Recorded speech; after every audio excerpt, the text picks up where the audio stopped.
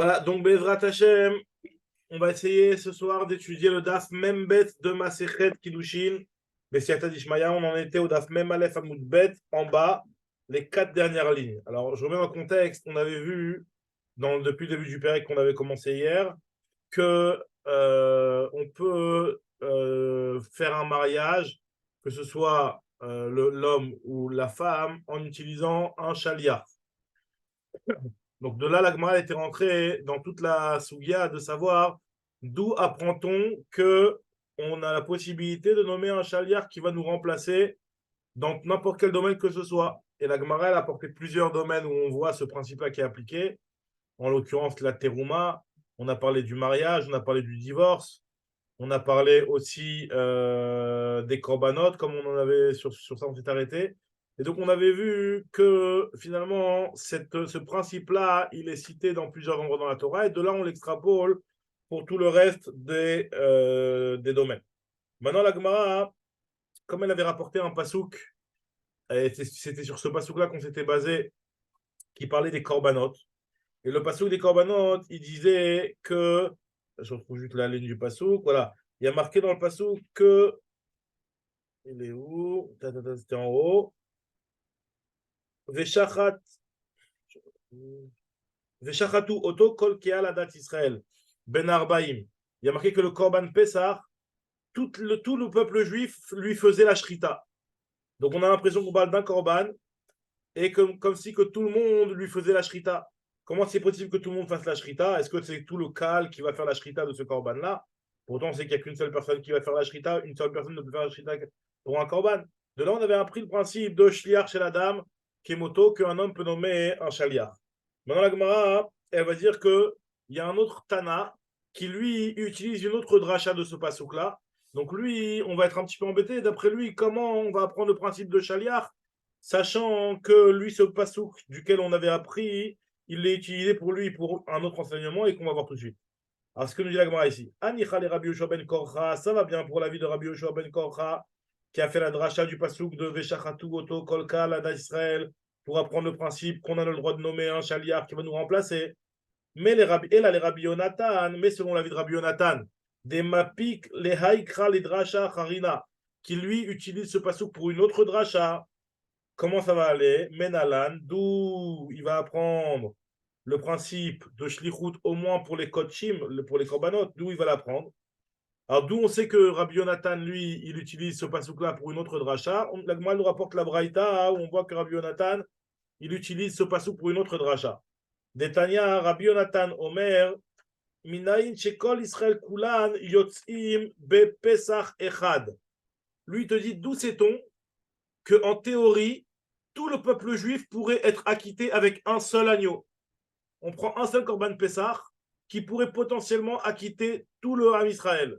Ça voudrait dire que d'après lui, on n'est même pas obligé d'avoir un kazaït par personne. Ça suffit qu'on soit tous inscrits sur le même Korban et que la Zrika, elle se fait au nom de tout le monde.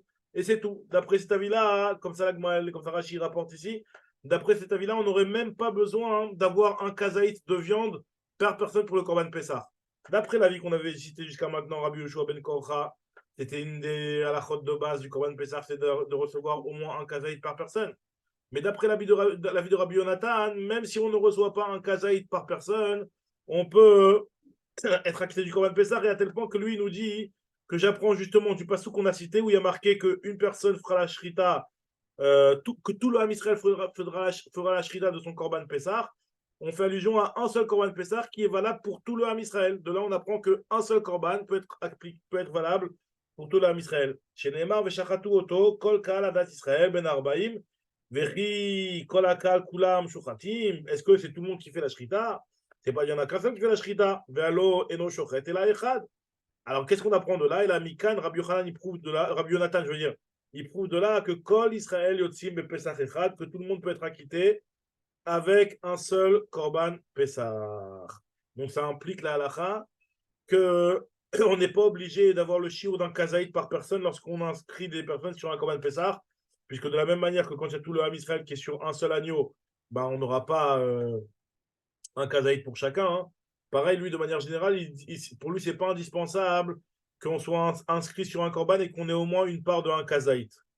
même si on est 500 sur un korban et qu'on a moins qu'un kazaït, enfin je sais pas, peut-être 500, c'est pas un bon exemple, mais en tout cas, si on est des plusieurs milliers et que sur un korban Pessah et qu'on n'a pas un kazaït, eh ben, c'est pas grave d'après cet avis-là.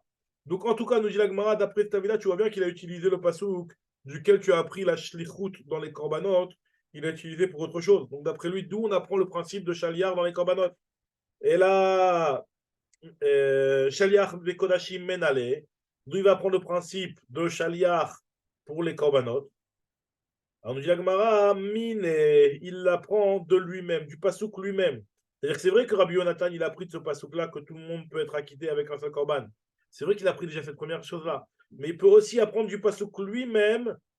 C'est-à-dire que si on nous dit qu'il y a un korban qui est pour tout le Ham Israël et qu'il y en a bien un seul qui va faire la shrita, donc s'il y en a un qui va faire la shrita, ça veut bien dire que cette personne-là, elle va représenter en tant que shochet tout le Ham Israël, puisque ça va être lui le shochet qui va faire la shrita de ce korban pour tout le Ham Israël. Donc il va bien être shaliach. Nous dit la Gemara, ok, je veux bien que dans le cas du korban Pessah, ça utilise le principe de shaliach. Mais d'où je sais que dans les autres korbanot, où je vais demander par exemple à une personne qui n'a rien à voir avec, qui n'est pas impliquée dans ce korban, parce que là quand c'est une personne qui va faire la shrita, dans l'exemple que Rabbi Yonatan y prend, où c'est une personne qui fait la shrita pour tout le Ham Israël, ben, cette personne-là, elle-même, elle est impliquée dans le korban, elle a une part elle-même dans le korban. Donc là, ok, je peux comprendre effectivement qu'il y a une personne qui est elle-même aussi impliquée dans le korban, elle peut venir et représenter tous les autres, puisque elle aussi, elle est impliquée. Mais d'où je sais que le principe de shaliach, il est applicable même dans un cas où la personne qu'on veut représenter et nous-mêmes, on n'a rien à voir et qu'on n'est pas sur le même korban, par exemple. D'où je sais que je peux demander à une personne, Stam, une personne extérieure à notre famille, par exemple, d'aller venir et de faire mon korban pour moi, pour nous. D'où je sais que ça peut marcher. Parce que l'exemple qu'on voit dans la Torah, c'est une personne qui fait le korban pour elle-même et pour tout le monde en même temps. Donc là, effectivement, ça, je peux comprendre. Mais d'où on sait que ça marcherait aussi, même quand on n'est pas impliqué. Dilma, Shane Atam, de Hitle, Shitfut, Begavayou. Peut-être que c'est différent dans le korban Pesach, où lui aussi, il a une part dedans. Alors, d'où on va apprendre pour un cas plus général. Et là, nous dit la Gemara, je vais prendre un autre pasouk. Et là, Meacha, il y a un autre pasouk qui parle aussi du Korban Pessah. Et de là-bas, je vais apprendre le principe de Shaliach, même lorsqu'on n'est pas concerné. Puisqu'il y a marqué dans le pasouk, Vaikru laem ish, c'est les bêtes avot. Il y a marqué que chacun prendra un agneau par famille. Et nous dit la Gemara que de là, on voit que si jamais il y a une personne qui va venir et qui va aller acheter le Korban pour toute la famille, ben, ça veut dire qu'il est le chaliard de toute la famille. Donc, nous dit l'agma, encore une fois, tu ne m'as toujours pas répondu. Là-bas aussi, la personne qui va aller acheter le korban pour toute la famille, d'accord, je veux bien qu'il va être le chaliard, mais il va être choutaf dans cette histoire. Il va aussi avoir une part dans ce korban-là. Donc, tu ne m'as toujours pas prouvé dans le cas où la personne n'a pas de part. Vedilma hatam shane de itle shoutfut begabayou. Là-bas, c'est différent parce que la personne, elle a une part dans ce korban-là. Alors, nous dit la Gemara, non. Tu vois bien que je suis d'accord avec toi que là-bas aussi, dans le Corban de Pessah, la personne, elle a une part. Dans les deux psukim qu'on a apportés concernant le Corban de Pessah, effectivement, dans chacun des cas, la personne, elle a une part. Mais vu que c'est répété deux fois, ben, je vais comprendre qu'il y en a un pour m'extrapoler, même dans un cas où la personne n'a pas de part. Puisque c'est vrai que ces deux psukim-là, ils parlent d'un cas où la personne, elle est associée sur le Corban. Et de ce cas-là, directement, je n'ai pas de preuve pour un cas où la personne ne serait pas associée. Mais du fait que ce même cas-là où la personne est associée, il est répété deux fois dans la Torah, puisqu'il y avait une première fois où on avait dit que c'était une personne qui faisait la shrita pour tout le Ham Israël, et une autre fois où là, on vient nous dire qu'il y a une personne qui va acheter pour toute sa famille. Donc, ça veut dire que la Torah nous a répété deux fois qu'une personne peut représenter les autres inscrits sur le Korban. Donc, si ce n'est pas nécessaire pour le cas où elle est inscrite, puisqu'on l'avait déjà enseigné dans un premier cas, hein, donc on va l'utiliser pour le cas où la personne elle n'est pas impliquée pour le corban. Et de là, on apprend que même si la personne n'est pas impliquée, elle a la possibilité d'être chaliach et de représenter quelqu'un d'autre. Alors, la Gemara nous dit comme ça, dans les mots. Imken trekrae la mali. Pourquoi j'ai besoin de deux psukim? S'il n'est pas nécessaire pour le cas où la personne est impliquée dans le korban, donc je vais utiliser le deuxième pasuk qui est en plus. Pour dans le cas où la personne n'est pas impliquée. Alors maintenant, elle te dit, elle veut essayer de réfuter cette réponse-là en disant que ce passouk-là de Vaïkrou la M Ish, duquel on a appris qu'une personne va venir acheter un korban pour toute la famille. Il est nécessaire pour une autre dracha, ce passouk-là, puisqu'il y a la dracha de Rabbi Yitzhak. Il a dit quoi, Rabbi Yitzhak? De Amar Rabbi Yitzhak, Ish zoché, velo katan zoché. Il y a marqué que de là, on apprend du fait qu'il y a marqué qu'un homme va aller acheter le korban pour toute la famille, du fait qu'il y a marqué le mot Ish, c'est-à-dire un homme. De là, on apprend que celui qui peut aller acheter le korban pour toute la famille, c'est uniquement un homme adulte, bar mitzvah. Mais quelqu'un qui n'est pas bar mitzvah, il ne peut pas aller acheter le korban pour toute la famille. Il ne peut pas prendre droit et enfin être zoché de ce korban-là pour toute la famille. Ish zoché, velo katan zoché. Donc c'est ça qu'on apprend de ce pasuk-là. Tu ne peux pas apprendre le principe de Shaliar. Ce principe-là que le katan ne peut pas lui venir aller acheter le korban pour tout le monde, on l'apprend du fait qu'il y a marqué Ish lefi orlo. C'est la suite du pasuk. En fait, tout là-bas, il y a marqué Ish lefi orlo. La suite, c'est tachosu alase. Ça veut dire, vous allez tous vous inscrire sur le korban. Chacun, selon sa part, va s'inscrire sur le korban. De là-bas, on apprend le fait qu'il y a marqué Ish. Ça veut dire le Ish, quelqu'un qui est gadol, qui est bar mitzvah, et pas quelqu'un qui est katan. Alors, on dit la Gemara, Veakate, j'ai encore une petite question, c'est que Mi bayele de shochatim et tapesach ala yachid. De là, j'apprends aussi le principe que du fait qu'il y a marqué le mot ish, ça veut dire que même une seule personne peut être sur un korban. Parce qu'on avait déjà vu ça dans Maseret Pesachim, qu'il y a une discussion, est-ce qu'une personne peut avoir un korban Pesach pour elle toute seule? Ou alors elle est obligée de s'inscrire avec d'autres personnes. Nous dit la Gemara, on a besoin du mot ish pour nous dire qu'on peut faire la shrita du korban Pesach, même pour un seul, pour ish lefi ochlo, c'est pour nous dire que chaque personne, selon la part qu'elle va avoir sur le korban, donc nous dit la Gemara, on fait la dracha du mot ish qui est marqué au singulier, c'est pour nous dire qu'une personne peut être inscrite toute seule sur un seul korban. Nous dit la Gemara, c'est pas un argument ça, parce que tu sais pourquoi lui, il n'utilise pas le dracha pour ça, hein? Parce que lui, il pense comme la vie qui dit qu'on ne peut pas faire la shrita du korban Pessah pour une seule personne. Comme on avait vu dans Maseret Pesachim, c'est une marcoquette, ça. Et nous dit la ça va là, il pense, Rabbi Yonatan, lui, il pense comme la vie qui dit que Keman de Amar, En Shochatin et à Pessah à la Yachid, on ne peut pas faire le korban Pessah pour une personne Yachid. Donc, c'est-à-dire que pour pouvoir faire le korban Pessah, il faut que ce soit une chaboura, il faut que ce soit un groupe. On ne peut pas faire le korban pour une personne qui est yachid. Donc effectivement, Rabbi Yonatan, lui, tu ne peux pas me poser la question que ce là il est utilisable pour ça, sachant que lui, il pense qu'on ne peut pas faire la shrita pour un yachid sur un korban Pessah. Salut Joseph, Shavua Tov. Shavua Tov. Désolé, on est en train d'aider à débarrasser pour la synagogue pour mettre sur l'autre local. C'est pour ça qu'on est. Désolé. Ouais, non, je me suis dit aussi. En tout cas, voilà, on est avec Bernard, on a avancé, on est à la même bête à Moudalef. On est en train de toujours voir et de chercher la source, les différentes sources pour le principe de Shaliach, Shlucho chez Adam, chez Kemoto. Donc maintenant, la Gemara nous rapporte un autre enseignement, toujours sur ce même sujet-là. Cette fois-ci, c'est l'enseignement de Rav Guidel au nom de Rav. La Gemara, sachant que jusqu'à maintenant, on avait apporté des sources sur le principe de Shlichut dans le Get, dans les Kiddushin, dans la Teruma et dans les Korbanot. Et comme on vient de débattre là dans le Korban Pessah, de quel endroit exactement on l'apprend, mais en tout cas, c'est marqué dans les Korbanot. Maintenant, on nous dit à Gemara, il y a un autre enseignement qui est l'enseignement de Rav Gidal au nom de Rav, qui lui a l'air d'avoir appris ça de par ailleurs. Et il nous dit comme ça, Minaïn le shlucho shadam kemoto, d'où sait-on qu'une personne peut nommer un chaliar qui va le représenter. Il apprend ça du partage d'Eretz Israël chez Nehemar, Venasi echad nasi echad mimate. La suite du pasuk, c'est Tikrou linchol et ta'ares. Vous prendrez une personne par tribu pour venir et pour hériter la part de sa tribu dans la terre d'Eretz Israël. Donc ça veut dire qu'il y aura un représentant par tribu qui va venir et qui va être assisté au partage de Eretz Israël. Donc nous dit la Gemara, dont on n'a qu'à apprendre le principe de Shlichut d'ici, puisque effectivement il y en a un qui va venir et qui va représenter l'autre. Nous dit la Gemara, il te dit non, c'est pas une Shlichut ici. Vetis bera deha Shlichut, ou est-ce que tu peux vraiment comprendre que là c'est un principe de Shlichut? Pourtant, dans ceux qui vont recevoir la terre d'Eretz Israël, il y a aussi des Ktanim, des non-bar mitzvah. Et les non-bar mitzvah, eux, il n'y a pas de shlichut qui est applicable avec eux. On sait que le shlichut n'est pas applicable avec quelqu'un qui n'est pas bar mitzvah. Donc, puisqu'il y a des ktanim aussi, donc ce n'est pas vraiment une vraie shlichut. Vea ktanim, lav bene shlichut ninu. Donc, c'est une xerata katouf que la Torah dit que le ishechad les maté, une personne par tribu pourra venir représenter chaque tribu. Et là, nous dit Agmara, Kiha des Rava, en fait, tu sais la dracha de Rav, tu sais d'où Rav il apprend le principe de Shlucho Shadam Kemoto. En fait, finalement, de ce pasouk-là, c'est pas ça qu'il apprend. Du pasouk du partage d'Eretz Israël, il apprend une autre halakha. Il apprend la halakha suivante. Kiha des Rava Baravuna, de Amar Rava Baravuna, Marav Gidel Amarav. Comme ce qu'il a dit Rava Baravuna au nom de Rav Gidel au nom de Rav. Minaïn Shezachin la Adam Shelo Befanav.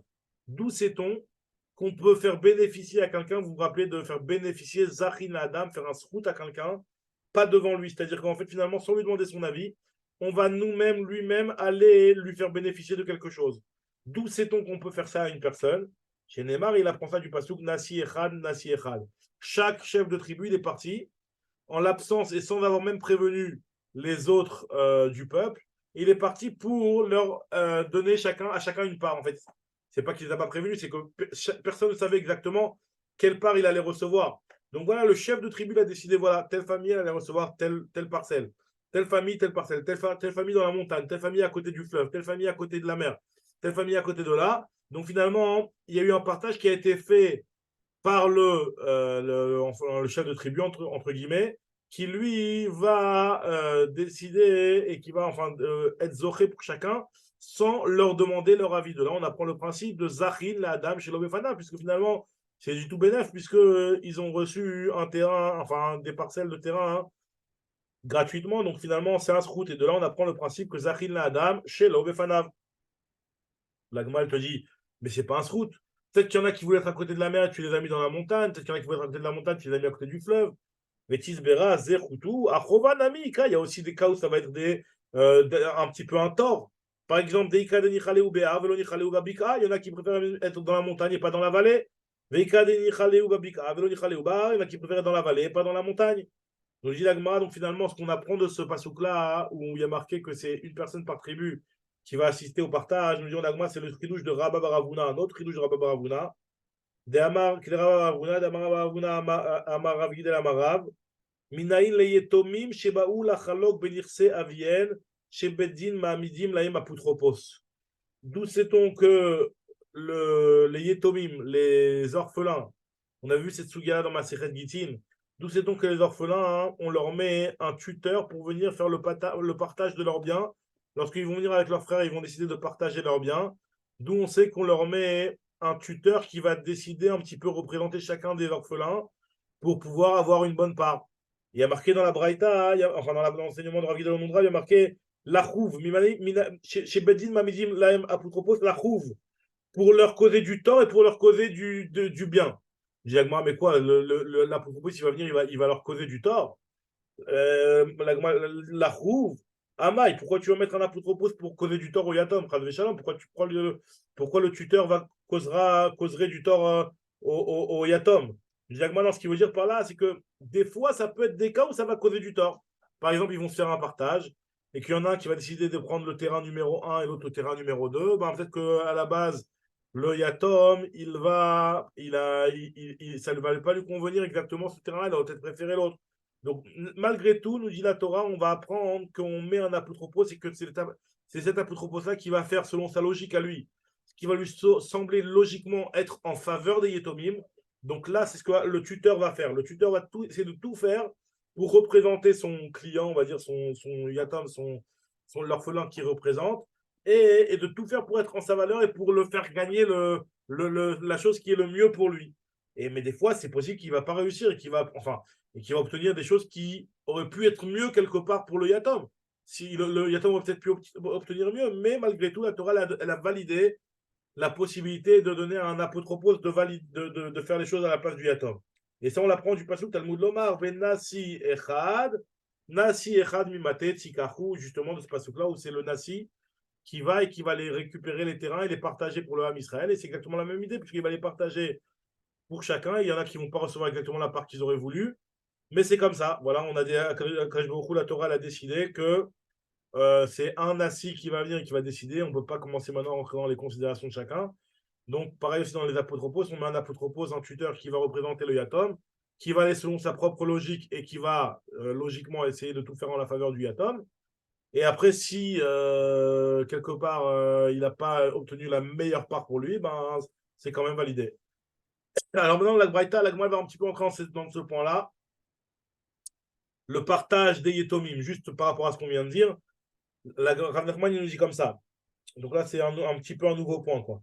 Rav Nachman Amar Shmuel, Yetomim Shebaou Lachalok Benirse Aviem, des Yetomim qui viennent faire et partager les biens de leur père, donc leur père qui est défunt. Beddin Ma'amidim Laem Apotropos, le Beddin met pour les Yetomim Ktanim un représentant, un tuteur, ou Borerim Laem, Chelek Yafé, qui va leur choisir pour eux une bonne part.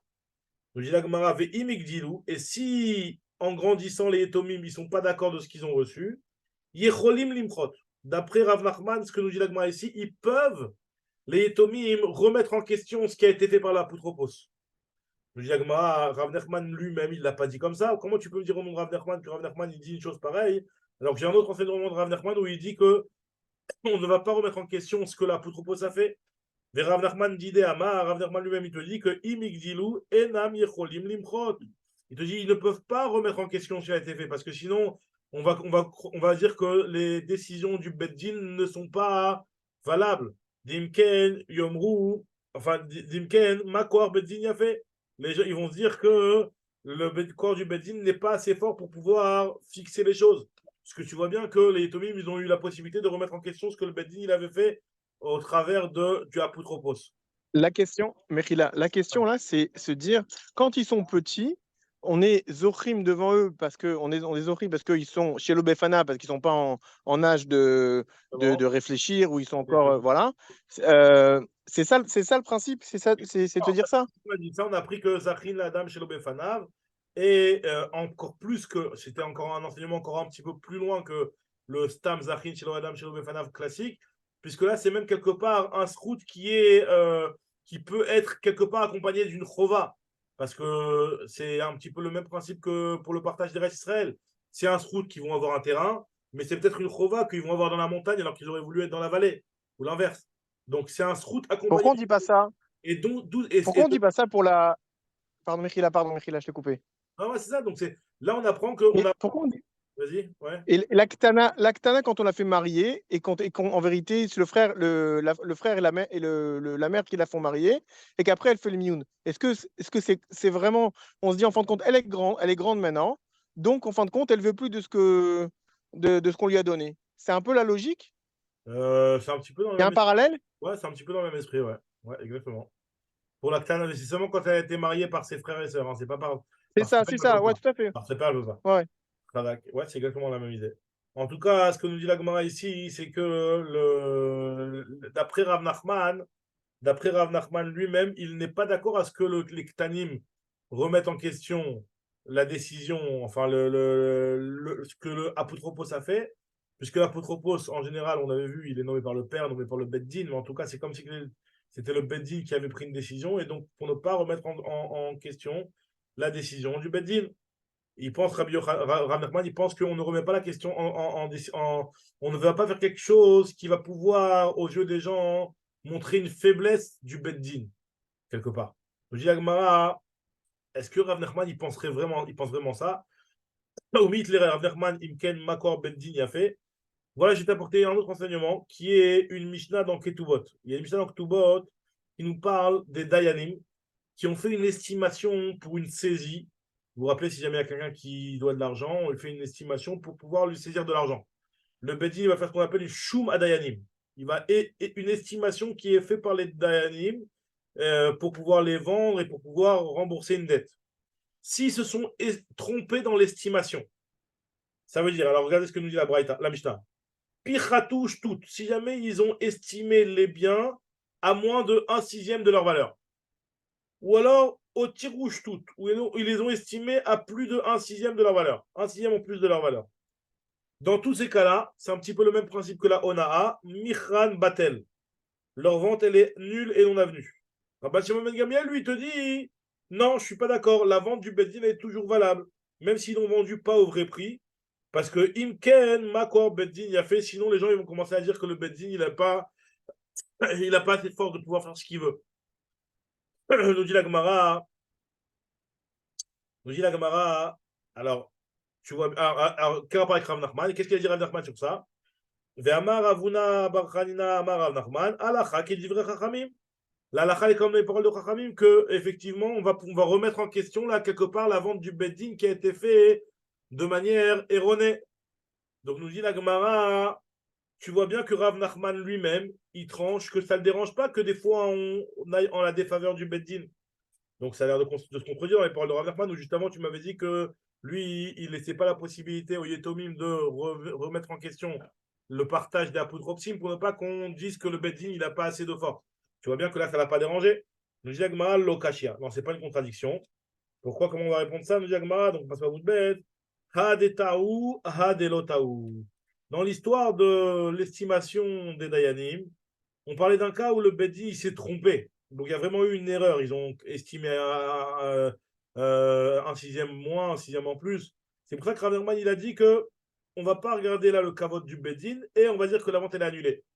Mais par contre, dans le cas de la Poutropos, c'est pas qu'il y a eu une erreur. C'est qu'on a fait un partage qui est bien. Et après, il y a un Yatom qui vient et qui considère que lui, il aurait voulu quelque chose d'autre. Mais il n'y a pas eu d'erreur de base. Donc c'est pour ça que dans ce cas-là, Rav Nachman il te dit non, non, non, on ne va pas remettre en question. Parce que dans un cas où il n'y a pas une erreur, si on va remettre en question la décision du Beddin, ben les gens ils vont commencer à manquer de respect au Beddin.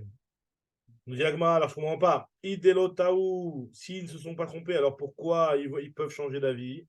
Idelotaou, Maï, Cholim Limchrot. Pourquoi il y en a un qui pense qu'il peut changer d'avis? Nous dit la Gemara, Yecholim Limchrot Berucho. En fait, tu sais pourquoi ils peuvent changer d'avis? Pourquoi ils peuvent être mochés? C'est quoi la chose sur laquelle ils peuvent remettre en question les Itomim? C'est sur les rouchot. C'est-à-dire que finalement, il n'y a pas eu de problème au niveau de l'estimation. Ils ont reçu exactement la valeur de terrain qu'ils méritaient dans l'héritage.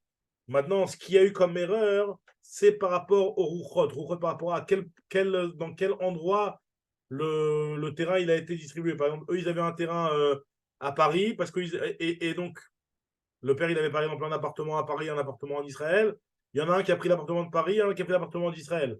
Et l'autre, il te dit, ah non, moi je voulais l'appartement de Paris parce que l'appartement de Paris, c'est au même étage, moi j'ai un appartement, et je veux faire un double, un appart de superficie doublée. Par exemple, donc, ou alors dans les terrains, il dit, moi j'avais un terrain à côté, et je veux agrandir mon terrain en utilisant le terrain de mon père, donc ça m'intéresse plus d'avoir le terrain qui est à côté du mien. Et la poutre il ne savait pas ça. Rachid explique par exemple dans un cas où, imagine-toi, c'était deux fils mais qui n'étaient pas de la même mère. Et il y en a un des fils qui a hérité un terrain du côté de sa mère qui est collé au terrain du père. Et l'apotropos, il ne savait pas ça. Et donc, il lui a donné, il a pris en sa faveur un terrain qui était beaucoup plus loin. Donc là, dans ce cas-là, nous dit la Gemara que Rav Nachman, sur ça, euh, il y a eu une erreur, mais il n'y a pas vraiment eu une erreur. Et sur ça, il y a la discussion et que Rav Nachman lui dit qu'on ne laissera pas remettre en question la décision du Bedi.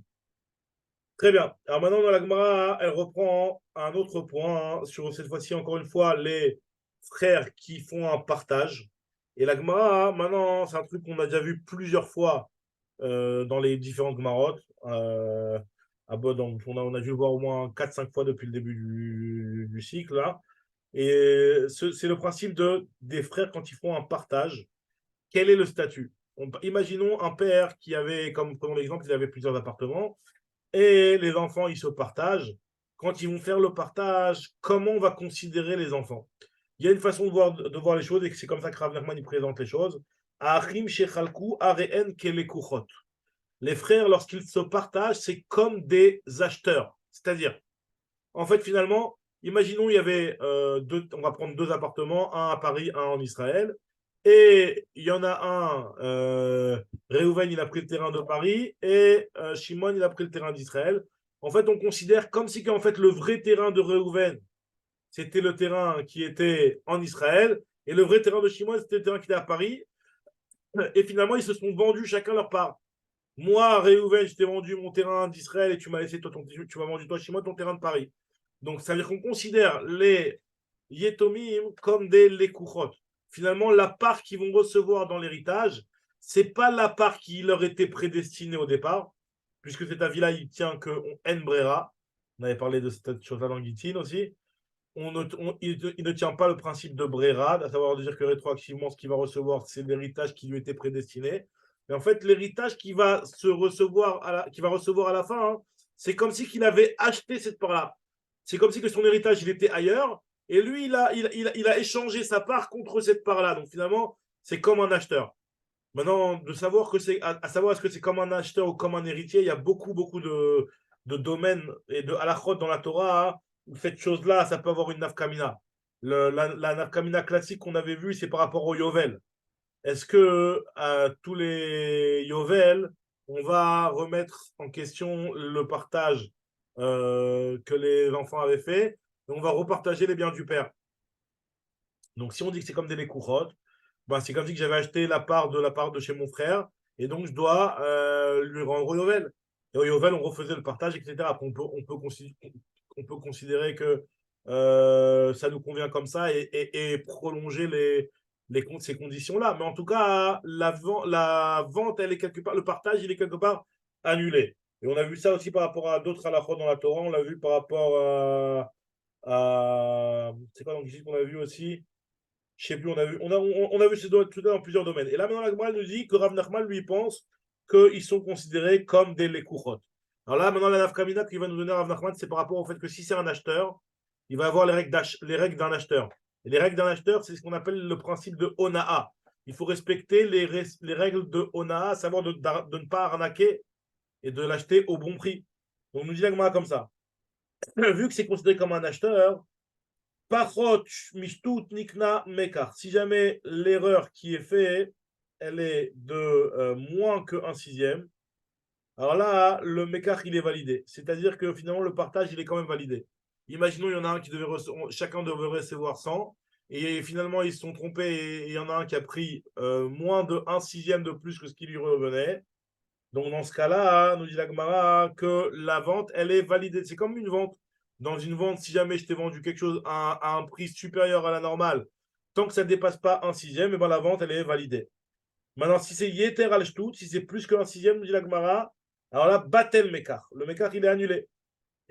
C'est comme dans toutes les ventes, ce qu'on appelle le principe de Ona'a. Ona'a, il y a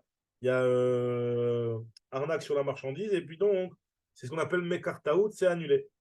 Maintenant, Shtout, si jamais c'est pile un sixième, alors là, la vente, elle est validée, mais il faut que je paye la différence. Shtout, Kana, ou Marzira Ona'a, et il va rendre la Ona'a.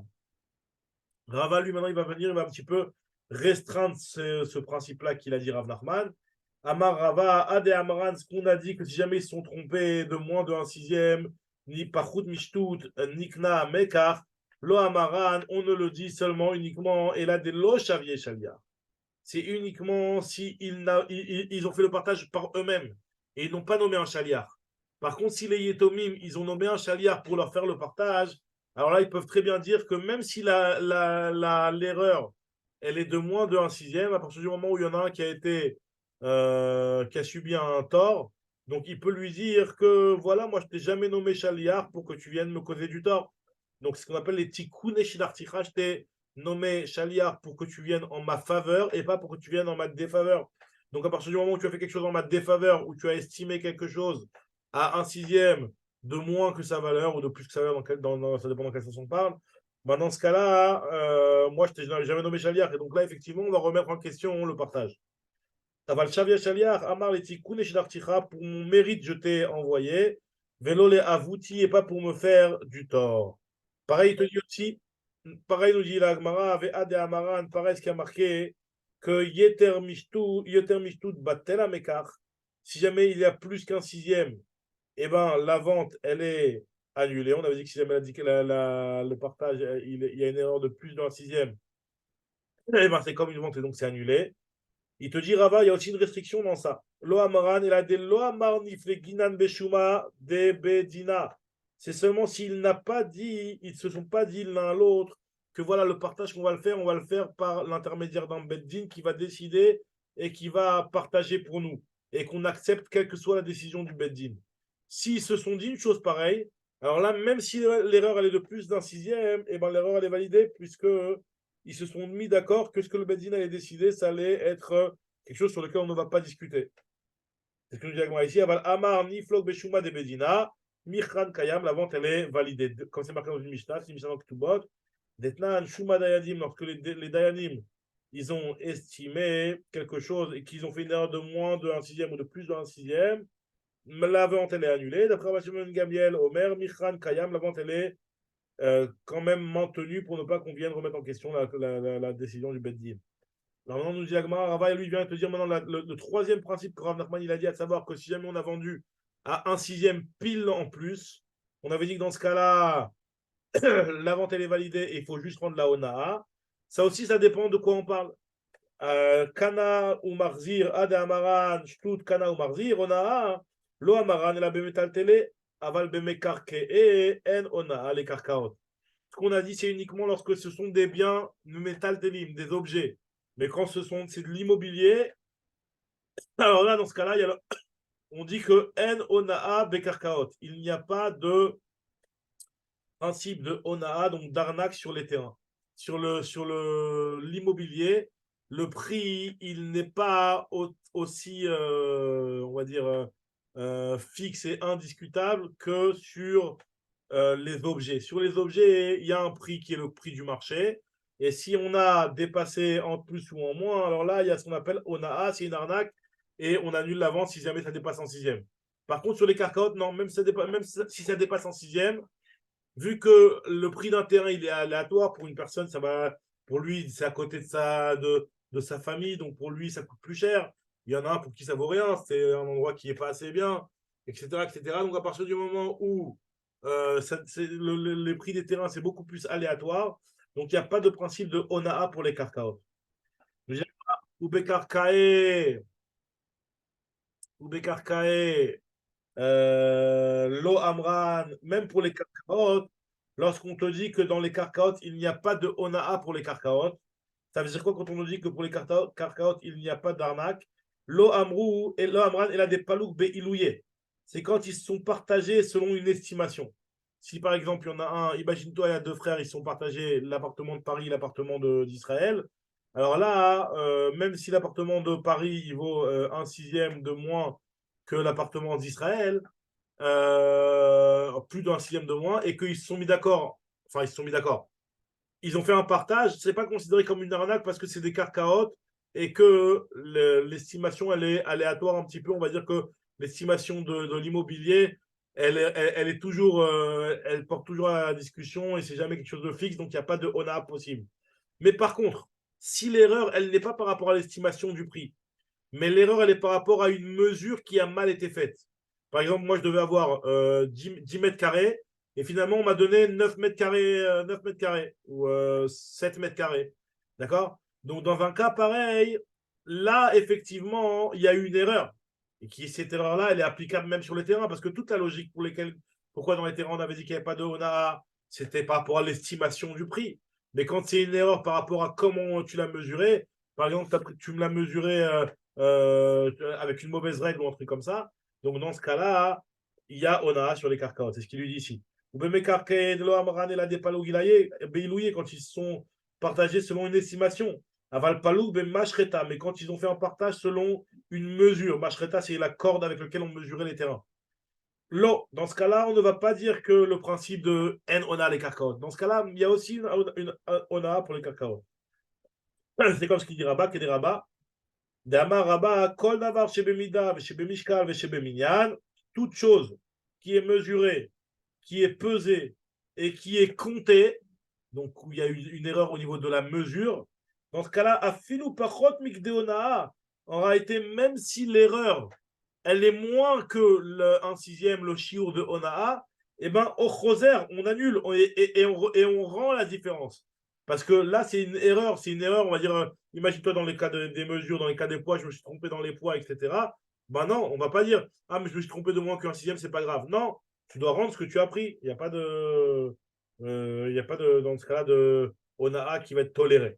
Très bien. Maintenant, la Gemara continue. Elle nous rapporte, elle revient sur le principe de Shlichut. Là, on a vu, et ça va être le dernier point là pour aujourd'hui, On a vu jusqu'à maintenant le principe de Shlichut. On a fait une petite parenthèse avec le partage des frères, des orphelins. Et maintenant, la Gemara, elle revient sur le principe de Shlichut et elle va rentrer dans une Nekuda sur un point intéressant, à savoir, est-ce qu'on peut nommer un Shaliach une personne pour faire une Avera? Alors là, on va voir un principe qui est bien connu, qui est que En Shaliach Lidvar Avera. Il n'y a pas de Shaliach pour une Avera. Alors ça veut dire quoi? La Gemara va expliquer, on va voir tout de suite. La Gemara nous rapporte une Mishnah. C'est une Mishnah dans Masret Baba Kama. La Mishnah nous dit comme ça, dans Perek Kakones. Elle nous dit comme ça, Asholeach et Abeira. Quelqu'un qui envoie, même pas, non, pas Perek Kakones, c'est Perek Kakones, je crois, non? Perek Kakones, je suis plus sûr. Oui, quelqu'un qui envoie un feu par l'intermédiaire d'un Cheresh Shoté Vekatan. Il donne une braise, imaginons, à quelqu'un qui est choté, qui n'a pas d'esprit, ou un Katan, ou un Cheresh. Et à cause de ça, il est parti et il a brûlé toute une maison, ou un truc comme ça. Dans ce cas-là, il est patour. Il est patour. Patour, midine Adam, chayav bedine Shamaim.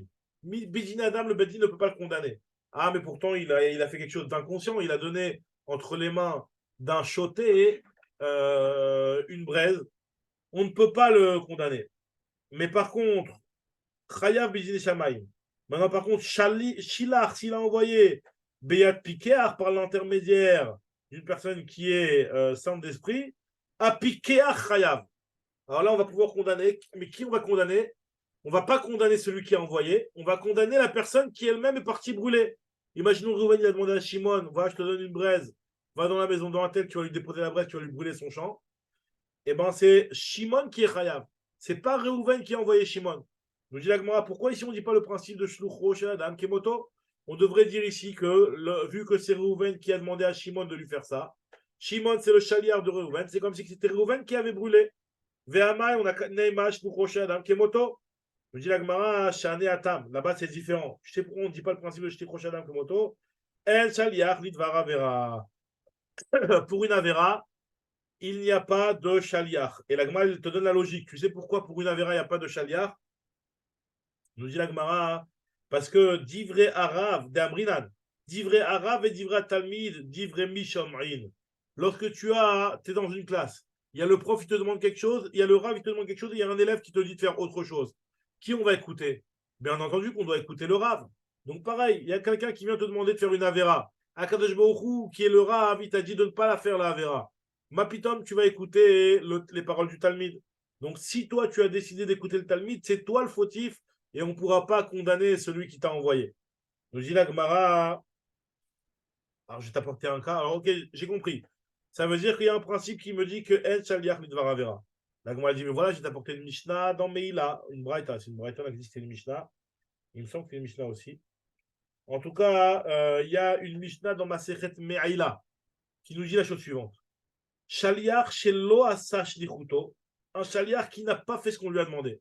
Imaginons quelqu'un, c'était un Gizbar, il gardait chez lui à la maison des pièces de Ekdesh, les pièces qui étaient réservées pour le Beth Amikdash.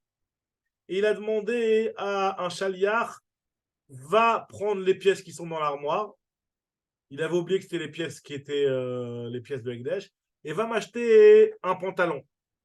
Et il est parti, il lui a acheté une veste.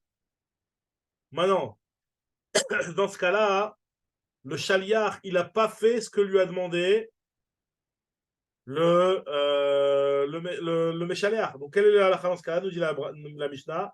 Shaliach shelo asa shlichuto. Il n'a pas respecté ce qu'il a demandé. A Shaliach Ma'al.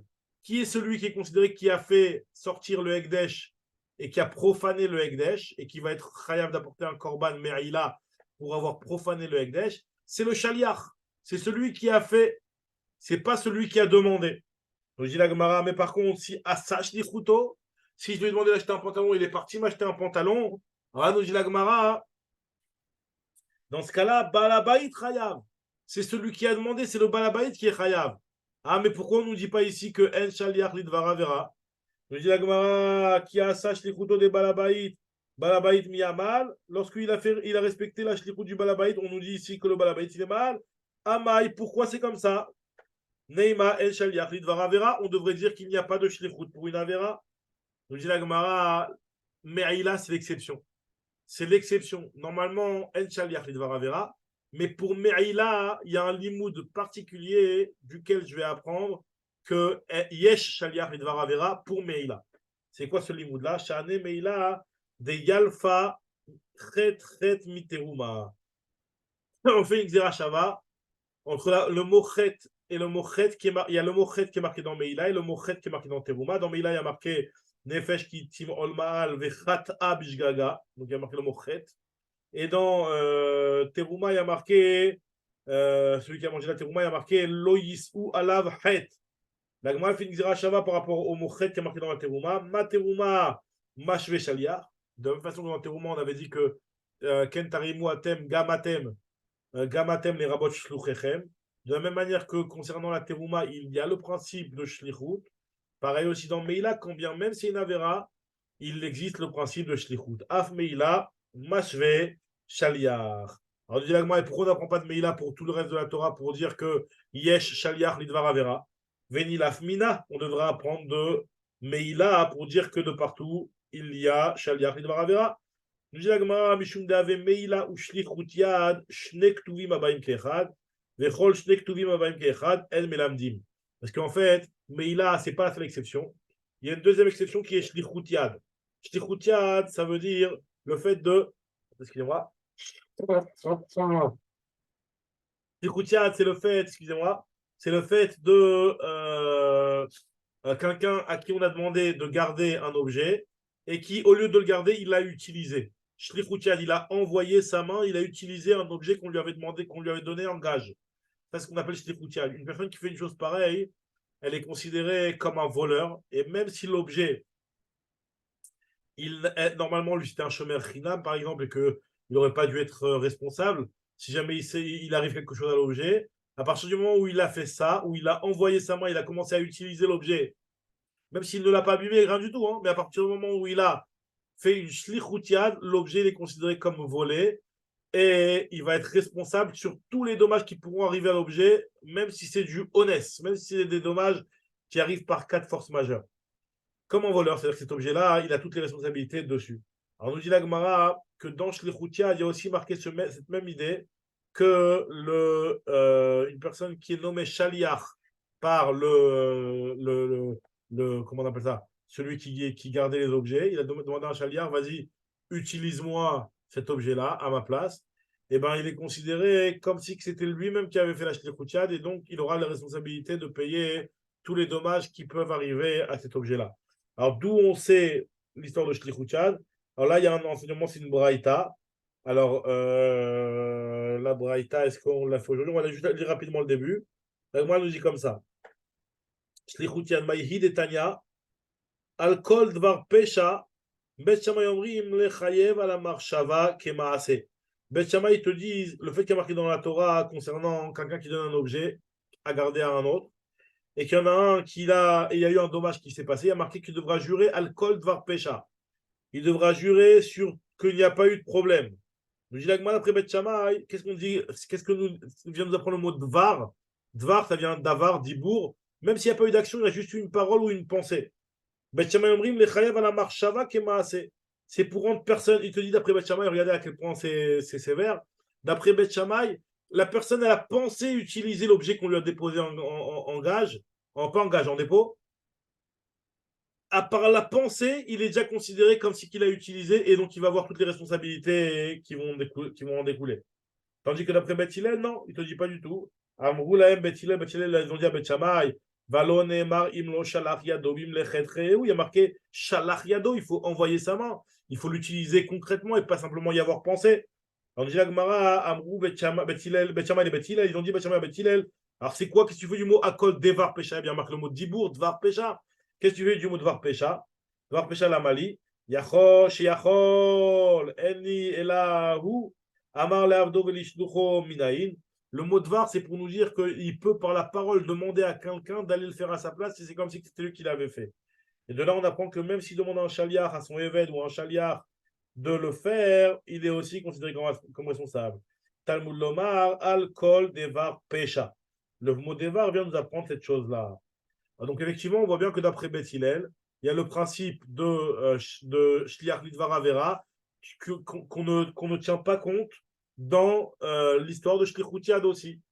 Donc il y a Me'ila et Shlichut Yad qui sont deux psukim qui viennent en même temps. Ça, c'est d'après Beth Hillel, mais d'après Beth Shammai, lui, Beth Shammai, il a utilisé le mot dvar pour nous apprendre autre chose. Donc lui, comment ça marche? Alors, ce que la Gemara demande. Anicha le Beth Hillel, et là le Beth Shammai, Demukmele le Haikra, le Bemarshava, Kemaase. Lui qui nous dit que la Marshava, c'est comme le Maase. Qu'est-ce qu'il fait? Qu'est-ce qu'il en fait? Alors nous dit la Gemara, ni l'afmine, il a qu'à apprendre de là. Nous dit la Gemara, Mishum dave meila utvicha ou mechira. En fait, il y a un autre endroit dans la Torah où on voit aussi ce principe-là. Qui sont Shnei Ktuvim Abayim Kechad, Vechol Shnei Ktuvim Abayim Kechad, En Melamdin. Alors, Bezrat Hashem, demain, on verra exactement c'est quoi cette histoire de Tvicha ou Mechira, Bezrat Hashem. Chavakou Baruch, merci beaucoup.